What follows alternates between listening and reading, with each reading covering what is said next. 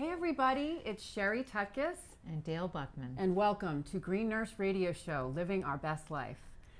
Tonight, we have a really special show tonight. yeah, cannabis and sex, right? We have a very special guest, Jordan Tishler. He's Dr. Jordan Tishler. He's a medical doctor with InhaleMD. He is a Harvard graduate, Harvard Medical School, Brigham and Women's Hospital, emergency room physician, and he's worked with veterans. We have a really exciting show tonight because, as we all know, the endocannabinoid system regulates all of the other body systems, including our reproductive system. And the biggest question we have for him is, can cannabis improve our sex lives, improve intimacy in our lives, and help us to live our best life? Yeah. First, we're going to plug ourselves because that's what we do every show. This is our favorite part. Plug, I know. What is a green nurse? What does it mean to be a green nurse, Dale? So as you know, everything is not about cannabis, and we're always talking about everything that's involved in good health. So biopsychosocial, spiritual aspect of health, the diet and nutrition, good sleep, exercise, social engagement, stress management, whole health.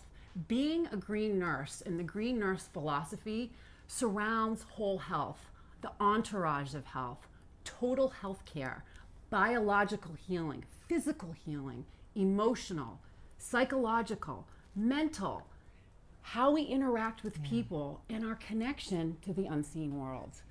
Right? So we talk, that's what the green nurse really is all about, because on our journeys of healing, as holistic healing nurses, we know that it's a one-size-fits-all approach does not work. and everybody has a story. And everybody has a story. Right.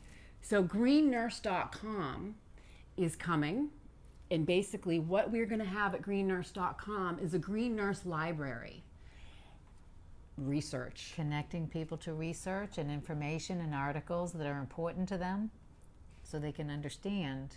And substantiation files, because if we're going to say something and we're going to be bringing professionals on to tell their stories, we want to be able to substantiate what we say with current research that is out there, and you'll be able to find that on GreenNurse.com. It's coming soon. Right. Green Nurse on the go. I mean, we always talk about that. I know, and it's one of our favorite things because we love getting out into the community, and we love bringing education to the community because it's all about learning and trying to decrease the stigma and to learn how cannabis can possibly fit into your life to help you to live a good life. Green Nurse on the go, we bring you information that you wouldn't get anywhere else. We're bringing community together. Part of my story is about how the recreational community embraced me when I was very sick and helped me to start living my best life so I could get back to being a nurse. And the stories that we bring on, the patients that we work with, and the people that are telling their stories about how cannabis has helped them heal, not only helps them to continue on their healing trajectory, but it also brings hope to people that are listening. That's an important piece. And hope is really important. So let's get to the meat and potatoes.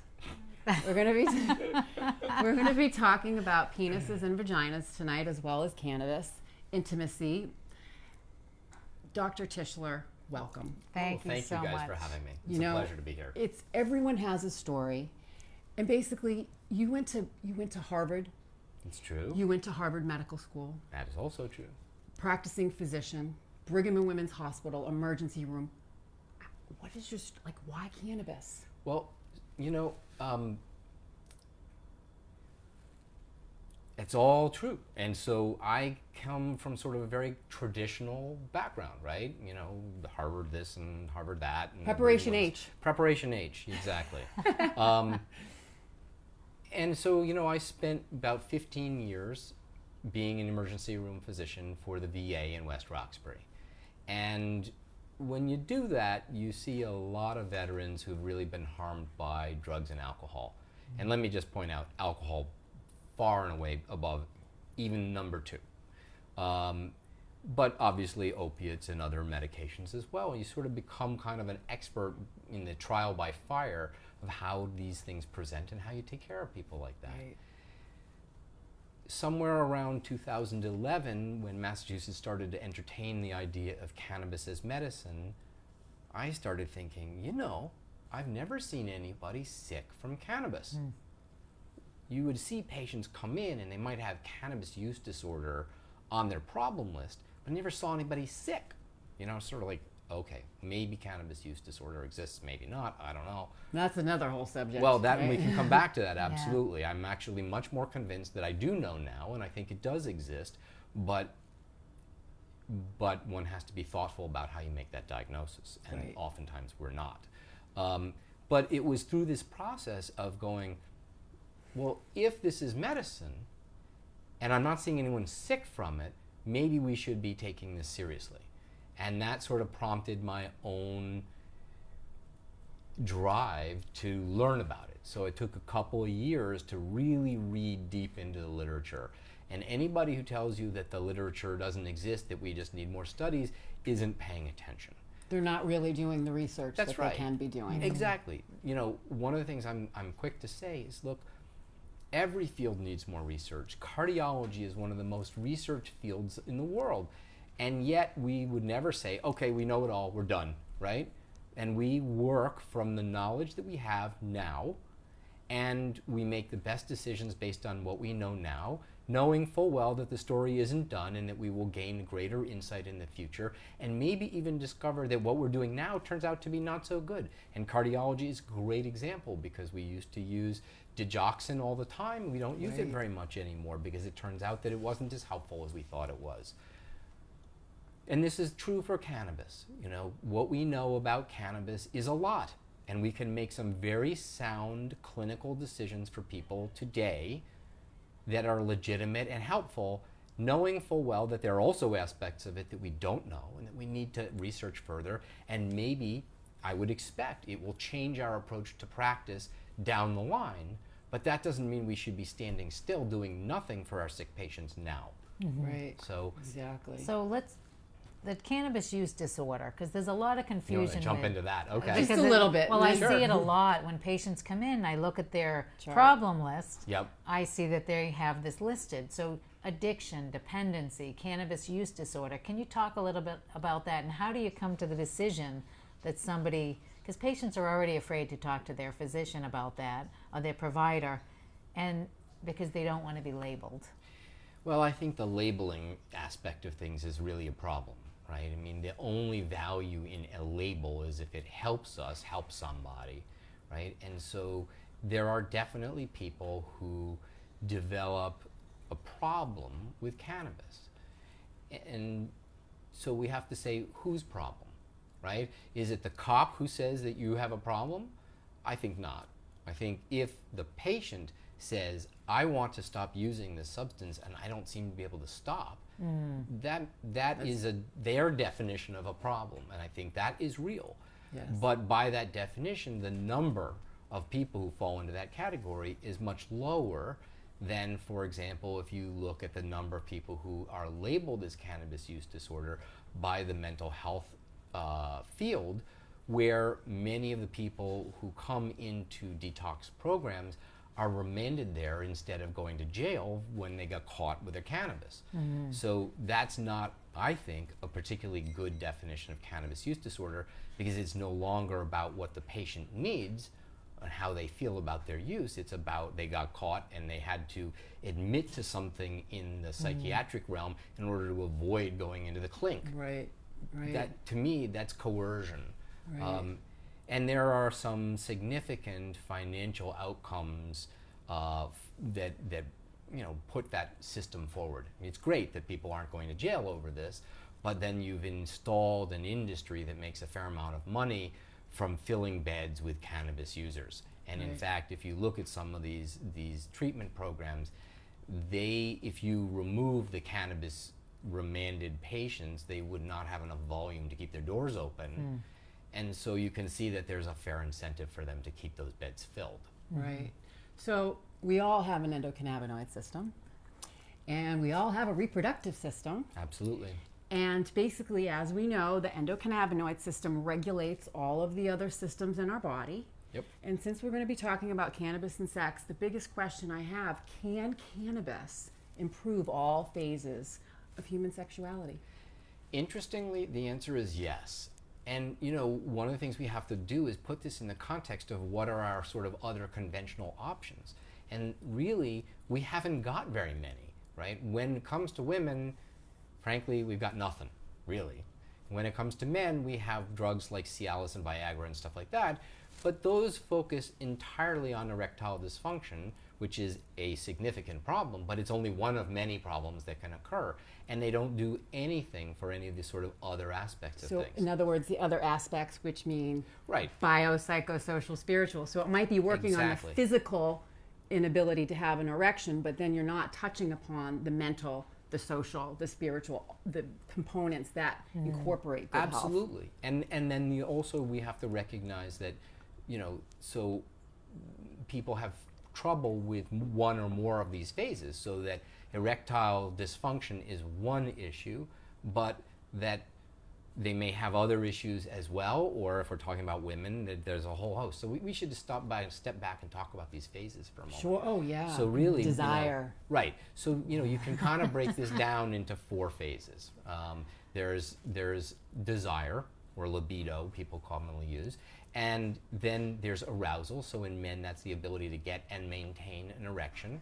And in women, there's muscle relaxation and lubrication that needs to happen. And all of these things sort of have to happen in their proper order before sex can happen, right? And then you get into sort of the mechanical phase of doing it, right? And then hopefully there's an orgasm, at least one, maybe more. Maybe more. Maybe more. And after that, then there's this phase that we call satisfaction, which is sort of after it's all said and done, how do you feel internally, and also how do you feel about your partner and that sort of thing. And what's really interesting, connection, exactly. I mean, in some ways the question really is, why have sex? Why not just masturbate all the time? And the answer, I think, is that there are ways in which masturbation is better than sex. You get to know yourself. Absolutely. Reach out and touch yourself. And perhaps you even have a better orgasm in the truest sense of just focusing on sort of the quality or intensity of that orgasm. But it's fairly unlikely that masturbation is going to lead to that kind of intimacy and connection with another person. And I think that for most of us, past a certain age anyway, is really the driver of why we have sexual relations. So how does cannabis affect men and women differently? Oh, that's a good question. Going back to our phases, yes. right? That's good. You talk about men, the men and the desire, the women and desire. Well, one of the men things and arousal, that we don't women really and understand, like when women hit middle age, there's all this discussion in the press about how they lose their desire and all that sort of thing. It's not realized or not recognized and not talked about much is that roughly 30% of men have decreased desire, right? If you think about it, that's a large number. It also means that where does this come up? It comes up in that the conflict between those men and their partners, right? If you have low desire and nobody's kind of complaining about your lack of interest, then what do you care, right? It's really a matter of that dyadic relationship where your desire is lower than your partner's and therefore there's some conflict. So we need to understand that men are not simply subject to erectile dysfunction, that there are issues around desire that are huge. So we can use cannabis in both genders to stimulate that sort of thing. Stimulate desire. Exactly. Right. And hopefully in doing that, what we can do is get the couple on a more even matching. Right. Right? And Not that's so really much what it takes. dissonance. Right, exactly. I mean, how much fun is sex if you guys are crabbing about, how often and how much and what kind, right? It's obviously much more fluid and positive if everyone's just like, hell yeah, let's do it, right? So the cannabis obviously doesn't override anything and may turn people into sexual zombies or anything like that, but it allows people to kind of equalize that level of desire, and that leads to a more harmonious relationship. And then it also helps with that arousal phase. So, and this is a little bit where the men and women differ. So for women, it tends to increase lubrication, it tends to decrease anxiety, which then also leads to relaxation of the perineal muscles that allow sexual intercourse to happen more readily and without pain, and those sorts of things. And for men, it can stimulate erections. However, it can also be difficult, right? So for women, there's less of an issue around the dose. You know, in general, my feeling as a physician is less is more across the board, not just with cannabis, with all medicines. But women kind of have more leeway in this area, that they can tolerate a higher dose and still enjoy the sexual perform well. Right.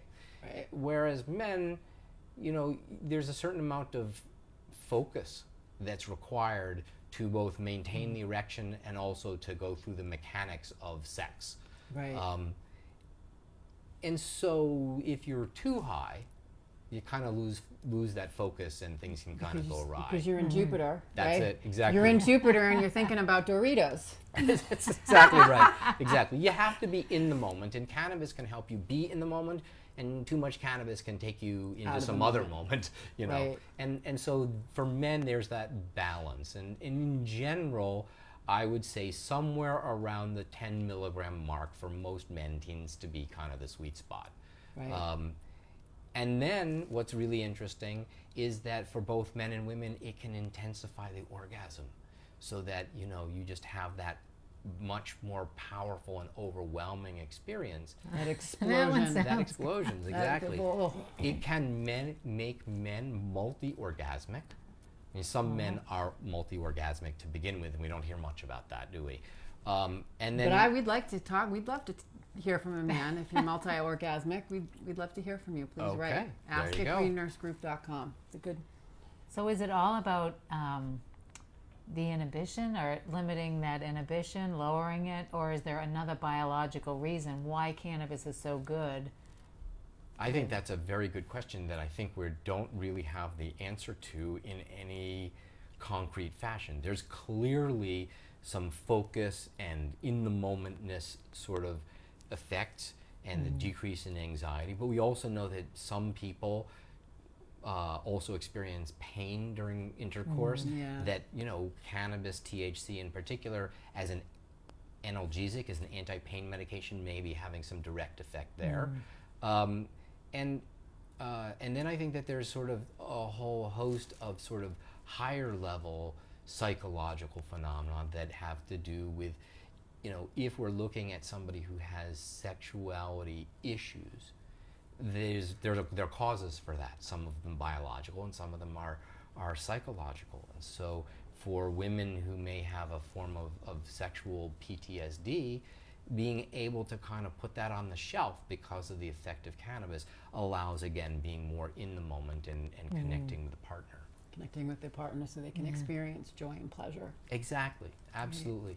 I think, you know, if things are intruding in your mind as you're trying to be here and now and enjoy that pleasure, it interrupts, you know, and with the cannabis we can kind of turn that down or turn it off for a while, and that's a good thing. Yeah, that is a good thing. So a lot of common medications today cause sexual dysfunction. That is a side effect. Absolutely. So and we see a lot of patients on these medications, so will cannabis still help them? Will they benefit from it? Yes, actually, I think that for many people, those side effects of other conventional medications that they need and that are helpful to them but have these unfortunate side consequences can benefit from cannabis because they sort of override those side effects. Yeah. And the classic example is an SSRI, right? Many Americans, for their anxiety and depression, are given an SSRI, and as a consequence of that SSRI, you may in fact have elevation of the mood, right? The depressed and the anxious gets better.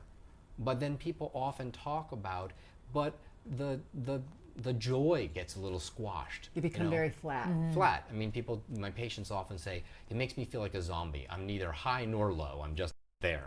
Boring. Right. and I can understand that, absolutely. And what we really want is something that brings the bottoms up without squashing the top, right? Right. Well, cannabis, it turns out, kind of unroofs that top again, so you can go back to experiencing the joy in life without having to get back into that sort of bouncing between yes and no and the bottom of the pit. So cannabis works really well with a number of medications like the SSRIs to not only stimulate the kind of sexual stuff that we're talking about, but really to kind of override or remove some of the side effects that often come with those conventional meds. Pharmaceuticals. Yeah. Absolutely. And one of the side effects of cannabis, as we know, is it makes you thirsty. So is it? Yeah, there's the myth. Does this come up? Does this create a problem? Oh, the dry vagina The dry thing? vagina. It's absolutely not true. Because as we know, right, cannabis works on our salivary glands, very different than how it's going to work in our lubricating. That's absolutely right. lubrication As down your in that gestures area. down there. Yeah. Well, it's exactly right. The mechanism by which vaginas lubricate is completely different from how we make saliva. And in fact, when we use cannabis and get a dry mouth, we're not actually dehydrated. We're not thirsty for the right reasons. What we have is simply that the THC interacts directly with those salivary glands and shuts them off, right? So it's kind of a missignaling situation. And so probably most people who have used cannabis in the past can relate to, if you drink a lot of fluid to treat the dry mouth, you immediately run to the bathroom to pee. Right? That's because your body isn't dehydrated, so you've actually now added more water in than your body needs. You're doing it because you're getting this stimulation of a dry mouth, which usually means you need to drink water, right? And in fact, in this case, you do need to drink a little bit of water to keep your mouth lubricated, but when we drink a whole cup of water, now we've actually had more than we need, and our body responds to that by making us urinate it out. Right. So the idea that because you can get a dry mouth, you're going to get a dry vagina is just not understanding the true biology. Right. And if people do have dry vaginas, it's probably a different reason. Absolutely. And we know that that women of a certain age may develop dryness in the vagina that has to do with the withdrawal of estrogen from the lining of the vagina. And that's something that's best treated by treating the problem, right? In some cases, maybe low dose estrogens topically or locally applied, if that's safe for a woman, which it's not true for every woman, or simply a lube, right? Which allows us to sort of override that problem with a product. And that works really well. So estrogen is important too, estrogen sensitivity. But before we get to that, because that's a good topic, the lubes that they're making now that are infused. Yes. How is that THC bioavailable? Is it going to make a difference, or will any lube that's available do? When it comes to the dry vagina issue, then I think any lube will do, and I don't think that there's anything particularly about adding cannabis to the lube that's going to be helpful. There is some evidence that topically applied cannabis lube can make the tissue down there more sensitive, right? And for some women, that may be an advantage. You mean for clitoral stimulation? Yeah, clitoral or vaginal. But the point is that locally, sort of down there, some women are simply less sensitive than they would like to be. And so the cannabis can increase their sensitivity so they feel more. That's right. That's exactly right. But I would say that in the sort of scheme of sexuality issues, that's this much. It's not a very large amount. And what I typically say is, look, the vast majority of sexuality doesn't happen down there. It happens up here, right? Headspace. Above the neck. Exactly. And so if we put cannabis on our genitals, we miss all of that potential therapeutic benefit. All of the desire stuff, most of the arousal stuff, the orgasm stuff probably mostly has less to do with local sensitivity and more to do with being receptive to the explosion. And then obviously all of that connectedness and satisfaction, that's all going on in our heads, not in our genitals. So when patients come to me with these sorts of issues to discuss them, I don't point them towards the lubes in general. I point them towards systemic cannabis, meaning cannabis that we take into our entire body. And generally I point them towards some sort of inhaled cannabis because the onset is both rapid and predictable, as opposed to something that you take orally, like a gummy bear or something like that, where it may take quite a long while before it sets in, maybe an hour, maybe even longer than that, and sort of, how does that factor into your sexual... Right, if you've got Right. your partner, right, one of them kicks in quick and the Well, other that's one it doesn't too. kick in, or someone's not kicking in at all, someone's eating chips, the other one's... Right. So, if you're doing this, in a couple, right, you want this to work, and you want it to work Synergy. right at the same time, right? You do not want to be sitting around saying, well, I wonder if this is going to kick in, or as you point out, one of them's kicked in and the other has not. The other one's like, Yeah, exactly. So TikTok. if you use a vaporizer, because that's safer than smoking, and in particular a flower-based vaporizer, because that's safer than the oil vaporizers, you can essentially work that process into the foreplay, right? You can share it and talk about it and get a little high and a little giddy, and then have some fun. That's right. Right? That's right. Sex is not only for reproducing, God, but no. as adults, it's the playground. It's enjoyable and it's interactive. And so again, being able to interact around the process of imbibing the substance that then sort of moves things downfield is a really good way of doing it. Right. Right. People often talk about cooking these gourmet meals that are cannabis infused and stuff like that. And that kind of, at least for me, leaves me a little bit flat, again, because of that synergy and the timing, but also I remember somebody talking about making this wonderful sort of maple glazed cannabis salmon. And I'm thinking, now you've taken this beautiful recipe for maple glazed salmon and you've ruined it, making it taste like weed, right? And I know that there are people out there who really like the taste of weed, and more power to them, but I think for most people, the flavor of cannabis is not necessarily something that they want to look forward to in the course of their home-cooked gourmet meal. So again, I think, obviously different strokes for different folks, but Right. when people come to me and they're asking my advice is, take a few puffs on the vaporizer and then eat the meal and then go have sex. There you go. That's a good idea. Yeah. Vaporizer, eat your Try it meal, tonight. go have sex, right? And then the different ways of using cannabis too. So one of the things when we talk about patients that are really sick and chronic illness and that are in pain and don't want to be touched.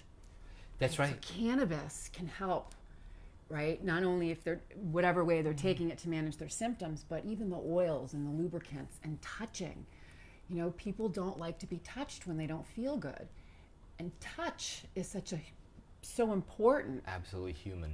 We need it. Absolutely. Even in the circumstance where we're not even talking about sexuality directly, but simply human contact, the ability to sort of relax, feel like the symptoms, that pain or the anxiety has sort of been lifted for the while, allows that kind of intimacy of contact and connectedness, even if we're not talking about sexuality necessarily. Right. Just being able to Massage. snuggle, that Intimacy, sort of thing. Exactly. intimacy, not even with sex or penetration, like increasing intimacy using cannabis. Absolutely. Connecting together, doing things that are fun that together, bonding touching experience. one another. One of the things we didn't talk about yet is that cannabis, we talked about the first 3 phases, but the last one, that satisfaction one, is really sort of almost where it all funnels down to that. That's the therapeutic benefit. Connection. Connection, exactly. Bonding. And we actually know that cannabis stimulates the release of oxytocin, which is a hormone that has been connected with these feelings of connectedness. Yeah. And so it's And huge. so cannabis can trigger release of oxytocin. Orgasm can trigger release of oxytocin. Yeah. Right? Women that are breastfeeding their children stimulates release of oxytocin. So we have that close connected feeling.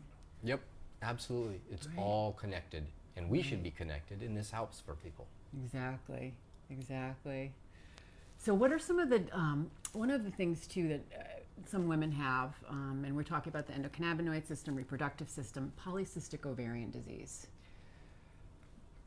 And how that might help, cannabis might help. There's a lot of women that have that. It's a hormonal imbalance, Absolutely. and how cannabis can help with that. It's an interesting area where we do need some more study, but I Yeah. would bet, based on my clinical experience, that this is an area where it would be very, very helpful. Yeah. Right? People with PCO can have a significant amount of pain, Yes.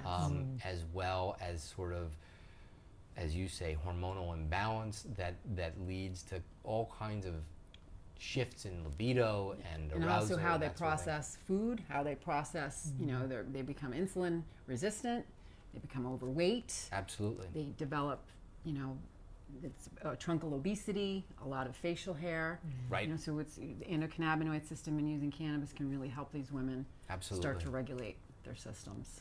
Yeah. So what about studies? Any studies out there? Any sex? Oh Any yeah, sex. there's Ongoing. So there was a study, this is maybe 10 or 12 years old, that I thought was very instructive. It's one of the things that got me into thinking about cannabis for sexuality. So there were some intrepid researchers in London who wanted to look at cannabis for sexuality. And they wanted to be rigorous about this. So they invented a device to measure female sexual arousal, right? So this device measures vaginal contractions and vaginal lubrication. So not surprisingly, as you might imagine, this contraption, when all said and done, looks a lot like a dildo, right? Oh my. Right? Because form, function, etc. Oh gosh. So then they managed to find a whole bunch of healthy female volunteers who came in for the experiment, in which they inserted this dildo-esque thing to measure, and then they showed them some videos. So the first video was news, like CNN. And as you might expect, not a lot happened, right? Because CNN doesn't usually turn people on too much. And then they showed these women some pornography. And, maybe there was a little bit more reaction, but it wasn't something that was particularly overwhelming. Then they gave the women some cannabis. And unfortunately, in that actual study, they didn't use cannabis. They actually used IV THC. Oh. But in any case, it was in the right direction. So now the women are high. And again, they showed Wait, the so wait, CNN. the women are high.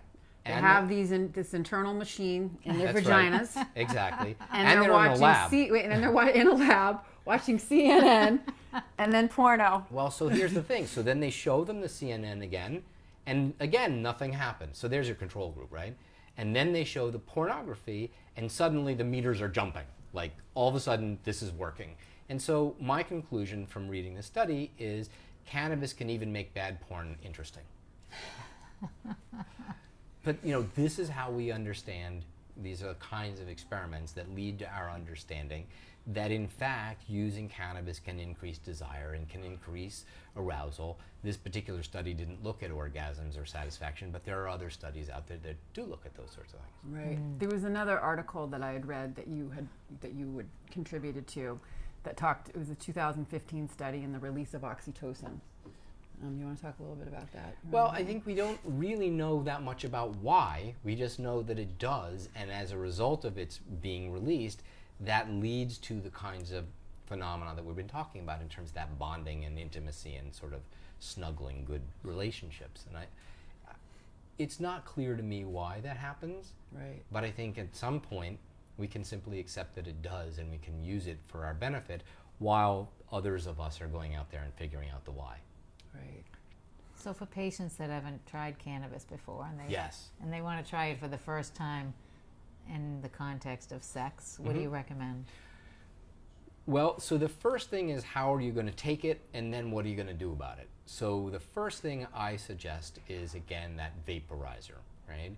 There are many, many different vaporizers out there. Some of them are better than others. But the basic idea here is that this is a machine into which you put your ground cannabis material, and it heats that material to a very specific temperature. And it turns out that that temperature is 350 degrees Fahrenheit. And I always say to my patients, just like we were making cookies, right? And that's the temperature at which we get all of the medicine that we need. Where but we we're can not- get baked. Good. Sorry, Good. I had to put that in there. Yes, I can see you were waiting. You're like, oh, what's she going to come up with? I'm sorry. No, it's great. It's great. Listen, we're talking about sex and we're talking about cannabis. So if we can't have a sense of humor, then we're brain dead, right? Exactly. So absolutely. I'm sorry. I didn't mean to lose your train of thought. No, but I wanted to talk about the vaporizers for a sec. So the Yeah. point is 350 is wonderful. We're getting the medicines, but we're not getting any products of combustion. So it's the safest way to We're do this. steaming it. So we steam the cannabis leaves to release the oil that we can inhale. Yeah, Right? more or less. Just try to. And so this is, I think, helpful for the people who are saying, I've never done this before, I'm a little nervous about it. I think it's reassuring to them to say, look, we don't recommend smoking. You're not going to get any smoke. You're just getting the medicine. I think that's a good starting point for some people. And then I tend to teach people how to use the vaporizer in a way that allows us to get a fairly consistent dose. But we want a low dose, right? We want to Start low, go slow. Exactly. We want to get the toe in the water. We don't want to jump into the deep end of the pool. And it's very easy, if we're not being thoughtful about this, to end up at the deep end of the pool. And unfortunately, our culture at the moment in the cannabis space tends to point people towards the deep end of the pool pretty easily and quickly. When Dale and I teach about cannabis, one of the things that we say, there's 3 ways to use cannabis: medically, recreationally, and irresponsibly. And it all has to do with the consciousness that you have when you're going to consume. That's absolutely right. And always Absolutely. starting low and titrating up very slowly, like we do with any medication. And I think the other thing on the titration side is that, you know, when we get to the place where it's good, then we need to stop there, right? And Yes. sometimes there's a, you know, the advice that maybe people get at the dispensary or from their brother-in-law or whatever is, you know, more is more. Yeah. And so you titrate and titrate and titrate past the point where you're getting that benefit, into which you're really kind of just getting more side effects, more stoned, Right. more dry mouth, more confusion, those sorts of things. And at some point, there's really not any benefit in that. And certainly, Yeah. when we're talking about the sexuality stuff, that's a prime example, right? Whereas a man might do really well on 1 or 2 puffs on the vaporizer, at 3 to 4 puffs, he's sort of no longer with It's it. in Jupiter. Right, exactly. Then the Yeah. other thing that I tell people is, you know, if you're really new to this, then start out doing this by yourself, right? Go home, make sure you have some time on your hands, set the mood, right? Make sure you're in a safe place. Your, you know, 12-year-old isn't going to walk in on you, right?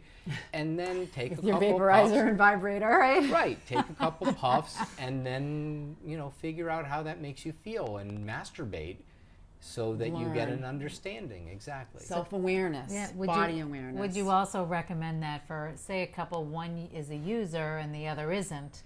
So for that person, yes. they should start on their own before they try it out with their partner that's already experienced. Absolutely. And whether that member of the couple wants to do it totally on his or her own, or maybe with the partner, but in a non-sexual fashion. Right. So, you know, you're going to get stoned now a little bit, and then you're going to masturbate, and I'm going to walk you through it. Essentially, the more experienced partner acts as a guide, but without the expectation of intercourse during that episode. So you're building trust, you're building intimacy, you're building connection. Yeah, shared experience. And, Right.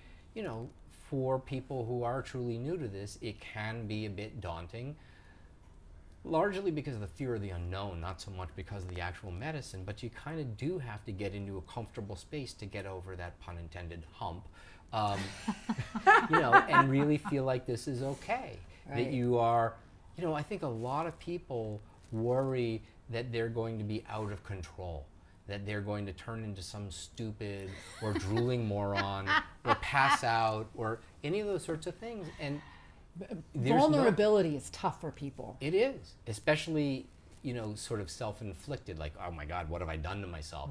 And you know what? If you take enough cannabis, you can get yourself far enough out there that you really can have those sorts of problems. Right. But again, if you're doing this in a responsible, mature fashion for a purpose, You are going to go at this very slowly. You're not going to go and light up a big fatty and smoke the whole damn thing and then be wondering why you can't find your feet, right?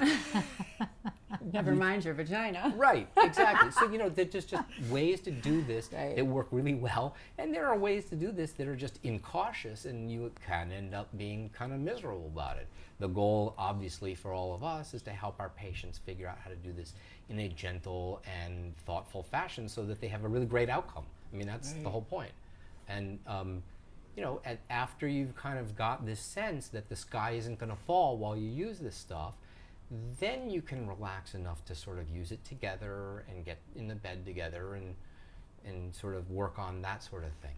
Or not in the bed, in the treehouse or wherever it is you want to go to do it, A kitchen counter. Kitchen counter, right? There you go, Dale. Not that I've ever done it on the kitchen counter, just for the record. Yeah. But so a lot of patients, I haven't had any patients talk to me about sexuality. You're known for that. So what would make it easier? What do you recommend for patients? How do you talk to your provider about sex? How do you bring this up?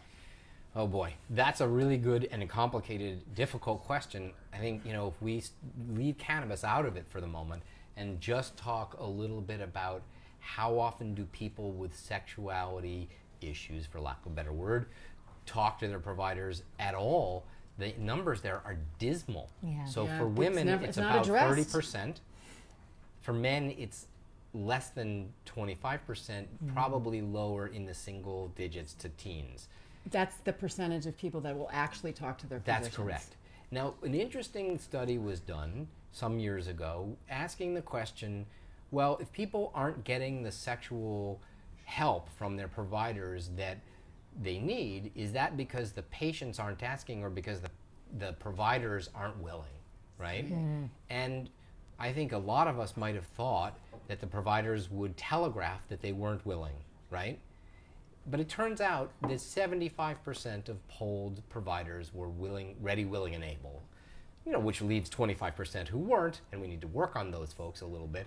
But the point is the vast majority of providers turned out to be able to do this kind of discussion, so that the onus really ended up more with the patients and their uncomfortableness about that. Now, of course, as a professional, the goal is to be able to bridge that gap and to be able to say, look, this isn't on my mind, it may be on your mind, let's bring this up and see where things stand. I think that's another step, and that wasn't included in that study that I just mentioned.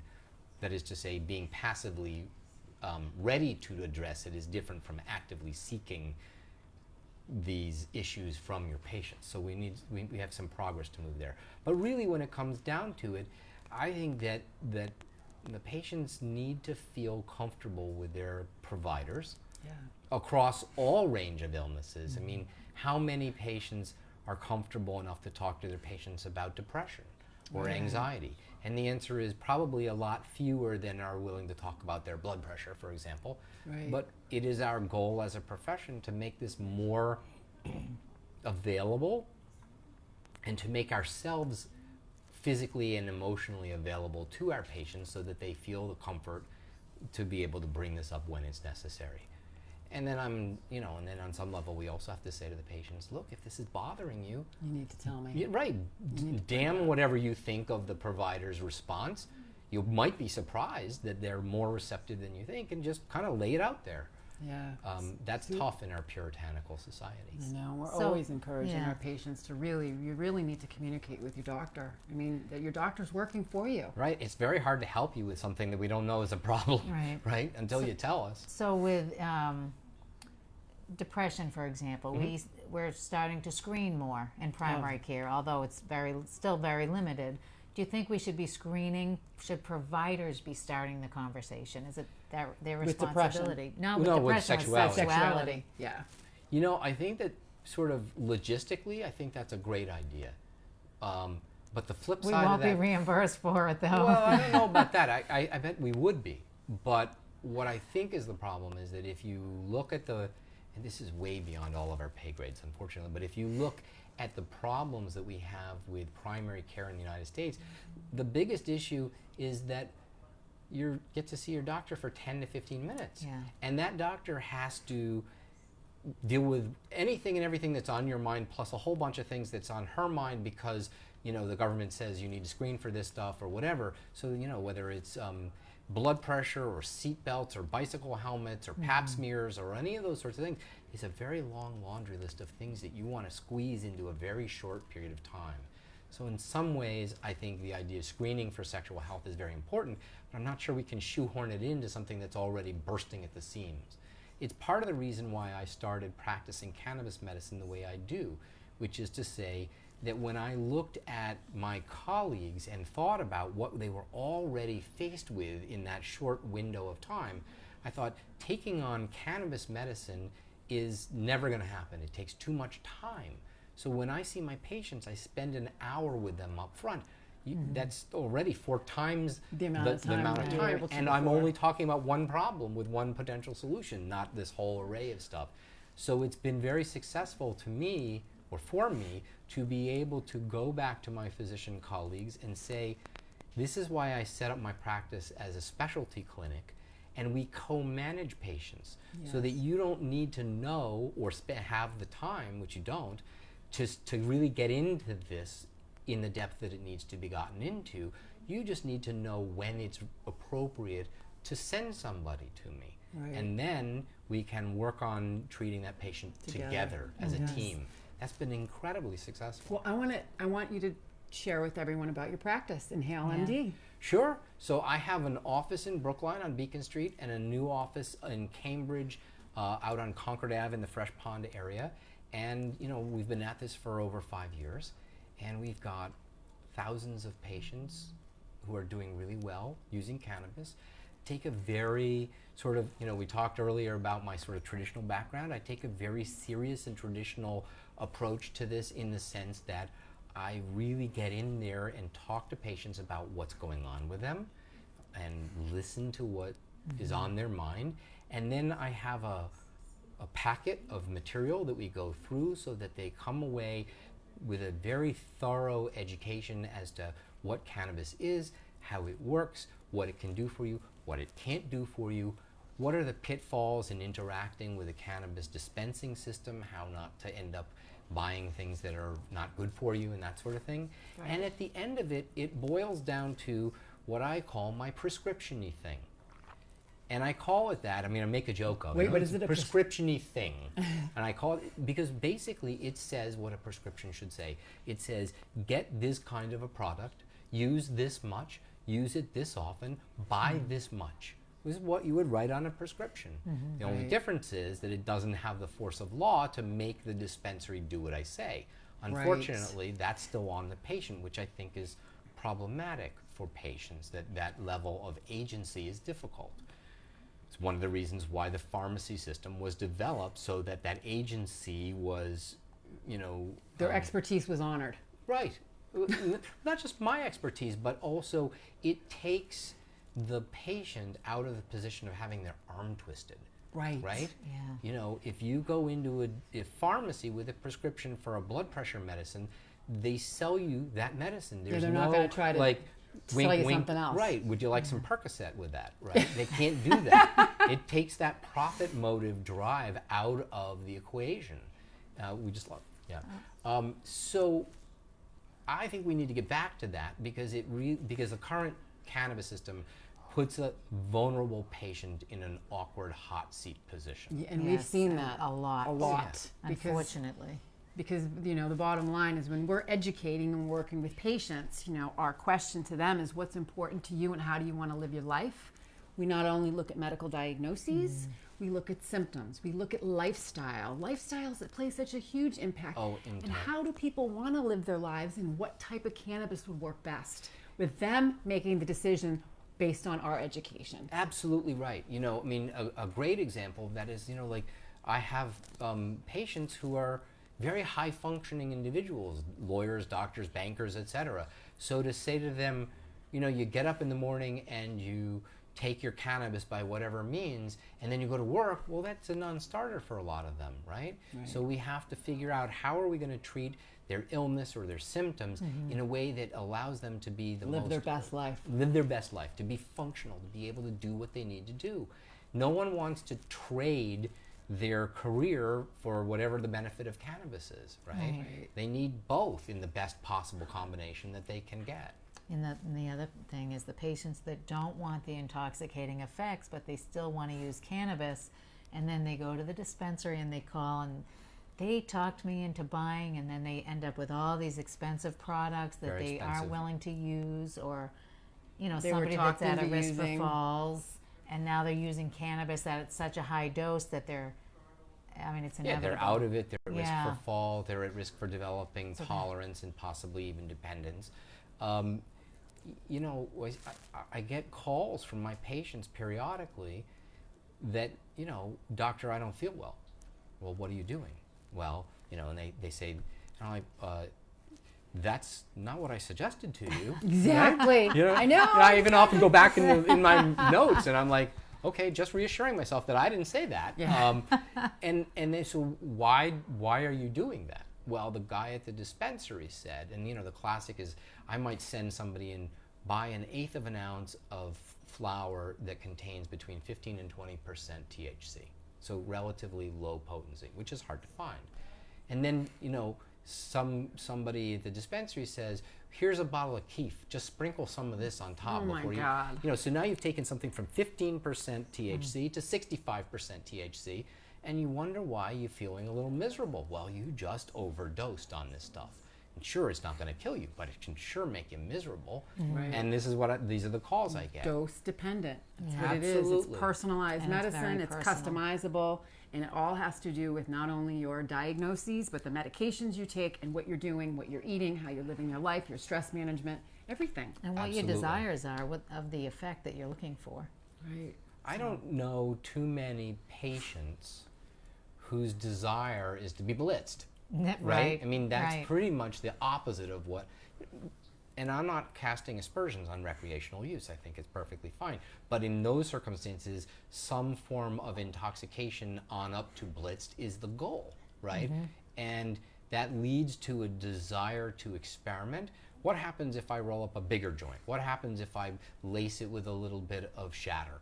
All those sorts of things are exploratory, and that's okay, it's but absolutely okay, but it's a very different purpose and mindset. Yes, than Patients, using on it the for other medicine. hand, want a particular result, and they want it every time with reliability. It's not exploratory. They want to know, what do I do so that I have a desired outcome that is reproducible? And that's that- yeah. absolutely different from what happens if I chug a cannabis soda, right? Oh my So- God, sugar. Yeah. Right. Well, that's another issue. But so the Right. point is that the intentions, the desires, the needs are so radically Right. different that we really need systems that address the needs of both groups, and they're really so distinct. We need something where for patients we can say, here is a little product, it doesn't have a ton of calories in it, right?